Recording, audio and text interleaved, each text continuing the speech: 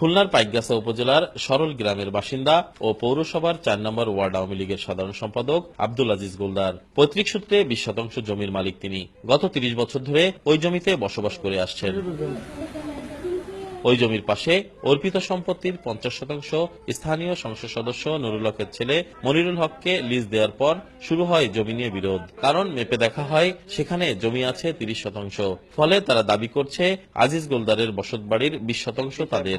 এরপর ২০১৬ সালের জানুয়ারি মাসে মাত্র ৪ দিনের মধ্যে পুরো জায়গায় ১৪ ফুট দেয়াল তুলে দেওয়া হয়, বন্ধ করে দেওয়া হয় আজিজ গোলদারের যাতায়াতের সব পথ। 20.75 জমি এমপি সাহেব জোর করিয়ে পাঁচালি দিয়ে গিরে নিয়েছে। আইন তো ওনারা তৈরি করেন, ওনারা ভাঙেন, ও আর আমরা আর কি বলবো, আমাদের কিছু বলার নেই। এ বিষয়ে প্রধানমন্ত্রীর কাছে আবেদন সহ সব ধরনের উদ্যোগ নেওয়া হলেও কোনো সমাধান হয়নি।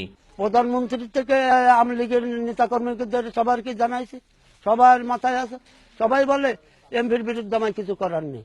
আব্দুল আজিজের স্বজন ও প্রতিবেশীদের দাবি, জায়গা ছেড়ে দেওয়ার জন্য বারবার জীবননাশের হুমকি দেওয়া হচ্ছে। জীবনের ঝুঁকি নিয়ে মই বেয়ে এবং দেয়ালের নিচ দিয়ে চলাচল করায় মানবতার জীবনযাপন করছেন তারা। যে কোনো জায়গায় পাওয়া বাড়ি বেরি হলো, এই ভয়তে আমরা এনে কেউ আসিনি। এক জায়গায় ভাড়া দখল করেছে, একজন চরে কাঁচা ধান ফুলো ধান অবস্থায় মারিয়ে যেতে ভাড়া করবে। মই পার করে আমরা স্কুলে যাই, কোনো সময় দেরিও হয়ে যায় স্কুলে যেতে। এদিকে সংসদ সদস্য নুরুল হক মুঠোফোনে সময় সংবাদের প্রতিবেদককে এ বিষয়ে তার ছেলের সম্পৃক্ততার কথা জানান। এ সময় জমিটি নিজের বলেও দাবি করেন। আমার লোকজনের আমার বড় ছেলে ছিল, আমি ছিলাম না।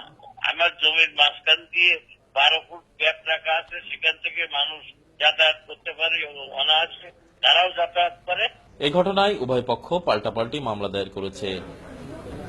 তরিকুল ইসলাম, সময় সংবাদ, খুলনা।